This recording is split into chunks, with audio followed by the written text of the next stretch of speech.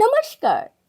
शब्द विन्यास 666 के सभी मित्रों का पुनः पुनः स्वागत और अभिनंदन। मित्रों, कहानियों के इस सफर में आजकल हम एक कहानी सुन रहे हैं, बंद गली का आखिरी मकान। रचनाकार हैं धर्मवीर भारती जी और अभी तक हमने इस कहानी के 9 अंक सुन रखे हैं। सारे अंक शब्द विन्यास 666 चैनल पर उपलब्ध है। आज हम कहानी का 10वां अंक सुनने जा रहे हैं, तो सुनना प्रारंभ करें। जरूर बीमारी का असर था, नहीं तो मुंशी जी के दिमाग में ऐसा गलीज ख्याल काहे को आता। सामने सारंगी टंगी थी ना, उसे देखकर उन्हें बार बार मेहरिया के पतले छरहरे बदन का ख्याल आता था।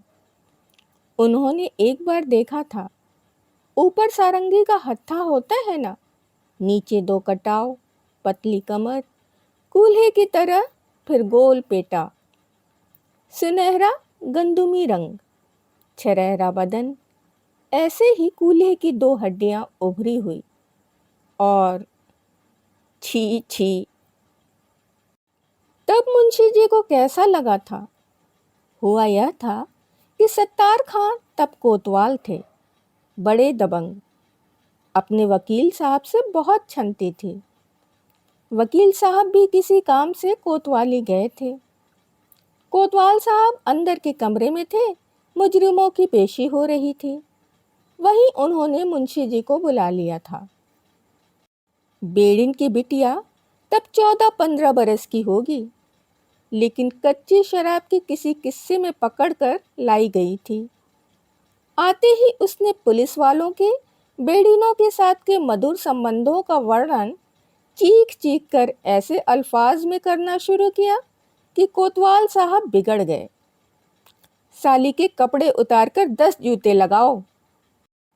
जूते लगा लो, खबरदार हाथ न लगाना, हम खुद अपने कपड़े उतार देंगे।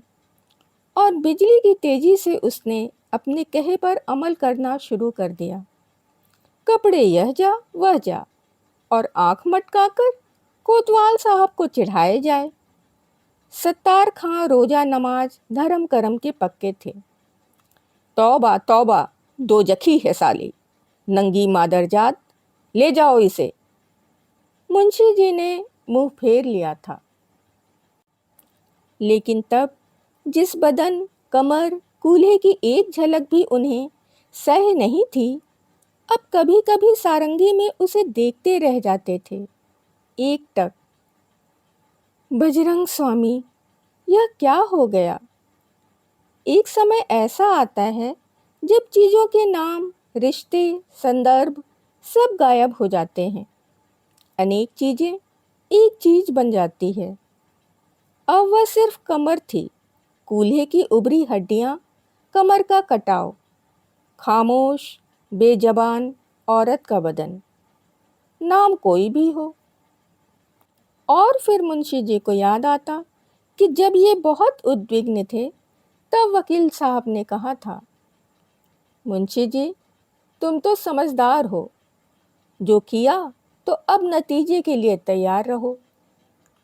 भैया हम दोष नहीं देते, यह औरत ऐसी खाई है कि बड़े बड़े ऋषि मुनि भव सागर पार गए, लेकिन इस खाई में गिरे तो बचे नहीं। फिर हम तुम तो इंसान हैं, इसी माया मोह से पैदा हुए हैं। इसमें शांति नहीं, पर इससे निस्तार भी तो नहीं। अब मन छोटा ना करो, कुछ दिन बद्रीनाथ हो आओ, मन शांत हो जाएगा। काश मुंशी जी उस रात रुकते नहीं, बद्रीनाथ हो ही आते। भगवान उसी का दंड तो नहीं दे रहे हो। हरिया की हरकतों पर कई बार मुंशी जी को मर्मांतक कष्ट हुआ है। सारंगी पर संगत वाली बात पहले दिन सुनी थी तो कितने बेचैन हुए थे, लेकिन इतनी बड़ी बात पर उन्हें कुछ व्यथा ही नहीं। बस यह सोचते रहे कि यह मेहरिया छोटी थी तो अपने से 10-10, 20-20 बरस बड़े मर्दों को नचाती थी। और अब अनवर अफीमची की छाती पर मूंग दलकर 10-10 बरस छोटे छोकड़ों को नचाती है। और अनेक आवाज़ों में एक पुरानी आवाज़ गूंजती हुई। एक दिन ताश पत्ते के दिन इसाक मियाँ की टाल पर लकड़ी मांगने आई थी मेहरुनिसा और पैसा दिया नहीं। फरमाइश पर एक गजल सुनाई थी, पान खाना लब रचाना दिल लुभाना छोड़ दो। और चलते बखत मुंशी जी को कोहनी मार के बोली, खेत में से जाना है, हमें डर लगता है, घर पहुंचा दो ना, अकेली हूं। अनवर निगोड़ा तो डेरे के साथ गया है। अंत में राम का भार बड़े मौके पर लक्ष्मण ने संभाल लिया था। भवनाथ उठ खड़े हुए थे पहुंचाने के लिए। मुंशी जी को बजरंग स्वामी ने बचा लिया, लेकिन अब हरिया को कौन बचाए? लेकिन कौन बचता है? गीता की टीका में पढ़ा था ना, जो बचता है वह बचता नहीं, और जो नहीं बचता वह कहीं बच जाता है। लेकिन अब पता नहीं क्यों मुंशी जी का मन गीता में लगता ही नहीं था। हरिया पर कहाँ तक बचता? उस दिन इसाक मियाँ ने पकड़ लिया। लकड़ी लादकर जमुना पार से नावें आई थीं और इसाक मियाँ माल छुड़ाने गए थे। लौट रहे थे तो बीच में जहाँ बिल्कुल निचाट जंगल है और बेरी के पेड़ हैं, वहाँ एक बेर के पेड़ के नीचे हरिया बैठा बेर खा रहा था। बगल में कपड़ों की पोटली थी। 2-4 झापड़ खाकर सब कबूल दिया। मेहरिया ने कहा था कि उसे जिन्न जगाना आता है। नदी किनारे सियार की मात पर सूरज डूबते समय सब कपड़े उतार कर सिद्धि जगाती है। लेकिन हरिया या तो जोड़ी कपड़ा दे या 5 रुपया। हरिराम जोड़ी कपड़ा लिए सियार की मात के पास मेहरिया के आने के इंतजार में बैठे थे। भवनाथ टाल से हरिया को पकड़ चोरी के माल सहित घर लाए थे। और फिर जो आंगन में कोहराम मचा था कि पांडे जी घर से दौड़ कर आए कि हो क्या गया। बिरजा ने चूल्हे की लकड़ी निकाल कर हरिया को पीटा था, और अगर मुंशी जी ऊपर से चिल्लाते नहीं तो उस दिन हरिया की हड्डी पसली नहीं बचती। पिट पिटाकर हरिया ऊपर आया। पहली बार हरिया सचमुच सहमा हुआ था। दयनीय, चोट काफी लगी थी। थोड़ी देर कराहता रहा, फिर दीवार का सहारा लेकर उठा, अपनी सारंगी उतारी, झाड़ पोंछकर उसकी खूंटियां कसने लगा। लेकिन न मुंशी जी से वह बोला, न मुंशी जी ने उससे कुछ कहा। इसी बीच राघो राम आया। मुंशी जी को लौकी का झोर पिलाकर बदन दाबकर चला गया। और तब पता नहीं मुंशी जी को क्या सूझा, बोले, जिन्न क्यों जगा रहा था रे हरि? हरि ने अचरज से देखा, जवाब दे कि ना दे? मुंशी जी ने फिर कहा, बोल रे। क्या करें? क्या हमारा मन नहीं होता कि राघू भैया की तरह खाएं पहने?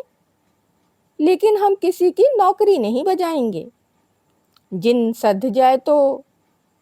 हरि राम की आंखों में बड़े बड़े आंसू थे, और पता नहीं भगवान ने कैसी मति फेरी मुंशी जी की। बुलाया, हरि राम इधर आ।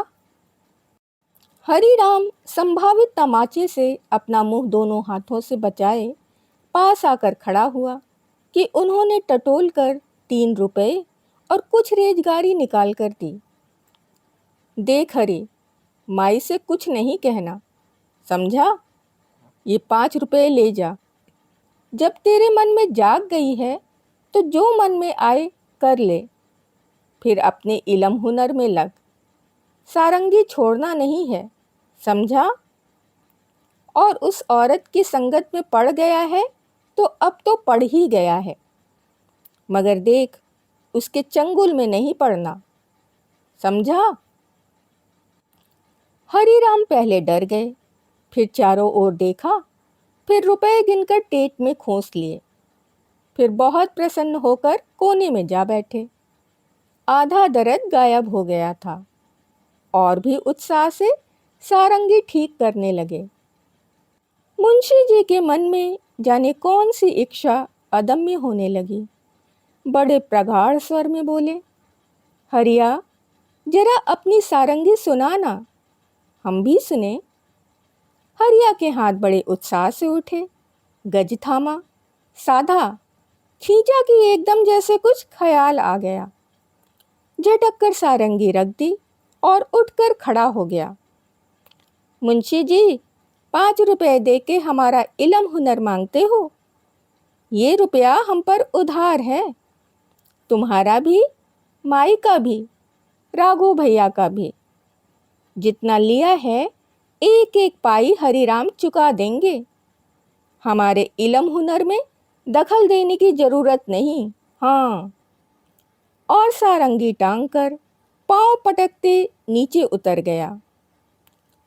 मुंशी जी ने गहरी सांस ली और करवट बदलकर आंखें मूंद लीं। कमजोरी तो बेहद थी, लेकिन बदन की ऐंठन और दर्द में कमी थी। और सबसे बड़ी बात यह थी कि मुंशी जी अंदर से जाने क्यों बहुत हल्का महसूस करने लगे थे। लगता था कि कठिन वक्त पार कर गए हैं। और वैद्य जी का भी कहना था कि फागुन लगते लगते मुंशी जी चलने फिरने लगेंगे। अगले दिन हरदेई नैनी से आई तो मुंशी जी ने उससे कहा कि उनकी बड़ी इच्छा है नीचे ओसारे में खाद डलवाने की। आंगन देखे कितने दिन हो गए। भवनाथ, राघोराम, हरिराम सब मिल के किसी तरह मुंशी जी को नीचे लाए। बिरजा भी खुश थी। 3 बार गोरसी में कोयला सुलगा कर लाई थी। आंगन सुबह उठकर बुहारा, तुलसी चौरा को गेरू से रंगा। आंगन में धूप बहुत अच्छी लग रही थी। जहां बिरजा ने चावल बीन कर किरण की फेंकी थी, वहां गौरैया उतर आई थी। हालांकि एक बात का दूसरी से कोई तारतम्य नहीं था, लेकिन जाने क्यों धूप में गौरैया को फुदकता देखकर मुंशी जी को लगा कि उन्होंने बजरंग स्वामी से जो सवाल पूछा था उसका उत्तर चाहे ना मिला हो, पर भगवान है, जरूर है। बिना उनके हुक्म के पत्ता नहीं खड़कता। इतवार था। शाम को वकील साहब देखने आए। मुंशी जी बहुत ही पुलक कर बोले, अब अच्छे ही समझो, कमजोरी बाकी है। अब की फागुन चैत में कपाट खुल जाएं तो बद्रीनाथ भगवान के दर्शन जरूर करेंगे। राघव की माँ को भी ले जाना। वकील साहब बोले। रात को ओसारे में टाट का पर्दा टांग कर सर्दी की रोक की गई और इसाक मियाँ ने टाल से कुंदे भिजवा दिए कि ईंट का थाला बनवाकर सुलगा दें, ठिठुरन नहीं व्यापेगी। तीसरे दिन बिटौनी आई। यही शाम को 3-4 का समय रहा होगा। बिरजा भात रांध के राघोराम को कचहरी भेज के चल देती थी। कभी छोटी बहू, कभी बिशन मामा, कभी पड़ाइन के यहाँ। न वह बताती थी, न मुंशी जी पूछते थे। बिटौनी आई और बैठी ही थी कि उसके मिनट भर बाद बिरजा खबर पाकर तुरंत आई और कनखी से बिटौनी की ओर देखते हुए अत्यंत मर्यादित गृहिणी की तरह बोली, जरा पल भर के लिए छोटी बहू ने बुलाया था तुम्हारी तबीयत का हाल पूछने। तुम्हारी आंख लग गई थी तो जगाया नहीं। और फिर मुंशी जी का कंबल तकिया ठीक करते हुए उनके माथे पर हल्के से हाथ फेर कर उधर तख्त पर बैठकर सुपारी कतरने लगी। बिटौनी बहुत देर तक भैया के पास बैठी रही, ज्यादा बोली नहीं। अगर मुंशी जी सत्सहाय या बच्चों के बारे में पूछें तो बता दे, और बाकी बीच बीच में आंख डबडबाकर चुपचाप भैया की ओर देखती रहे। बहुत देर बाद दबी जबान बोली, भैया तुम खुश रहो, अच्छे रहो। हम कभी कुछ कहती थीं तो इसी ख्याल से कहती थीं, हमारे कहे सुने को क्षमा कर देना। नहीं बिटौनी, ठीक है बेटा, मुंशी जी भरे गले से बोले। बिटौनी आंख पोंछती उठ खड़ी हुई। बिरजा तखत पर बैठी सुपारी कतरती रही। न बिटौनी उससे कुछ बोली, न वह बिटौनी से। भवनाथ और राघव राम आ गए थे।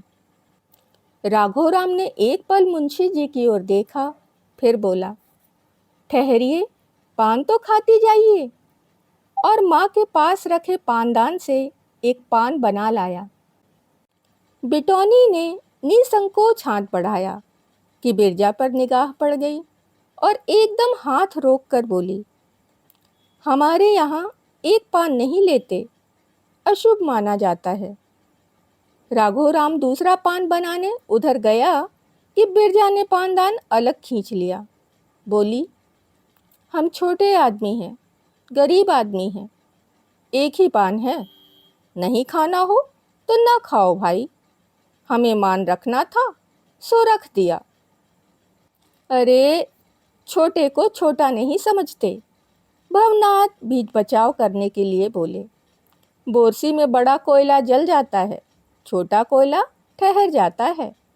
और बोरसी पर आग तापता हुआ हाथ उधर बढ़ाकर बोले, लाओ लाओ, बहन की ओर से हम ले लेते हैं पान।